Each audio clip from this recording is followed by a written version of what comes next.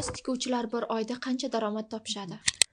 Tikuvchilar o'rtacha bir oyda $500 dan $5000 daromad qilishadi. Lekin bularning ichida 50 000 so'mga tikadigan tikuvchilar ham bor, $500 tikadigan tikuvchilar ham bor.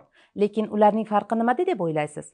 Albatta, ularning farqi o'z malakasini oshirishda. 50 000 so'mga tikadigan tikuvchilar bir marta yoki bir oy, 3 oylik kurslarda o'qishib, 50 000 so'mga mijozlariga o'z ko'ynaklarini tikib berishadi. Lekin $500 ga tikadigan tikuvchilar esa o'z malakalarini har doim o'z ustida ishlab, malakalarini oshirib turishadi. Shuning uchun ular har bitta tikkan liboslarni qanday qilib mijozga qimmatroq sotsam ekan deb o'ylashadi. Siz ham o'z malakangizni oshirib, hozirgi topayotgan daromadingizni eng kamida 3-4 barobarga oshirishni xohlaysizmi? Unda men sizlar uchun yangi fasonlarni yaratish deb nomlangan bepul onlayn vebinarimga taklif qilaman. Ushbu vebinarda qatnashish uchun profilim shapkasidagi havola orqali ro'yxatdan o'ting.